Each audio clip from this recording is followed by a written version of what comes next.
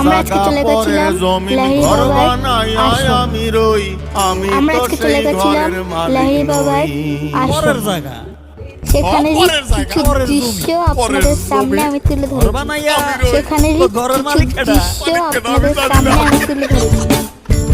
আপনারা দেখতে থাকুন, আর যদি ভালো লাগে তো লাইক আর সাবস্ক্রাইব করে দেখুন। পরের জায়গা পরের জমিন ঘর বানাইয়া আমি রই, আমি তো সেই ঘরের মালিক নই।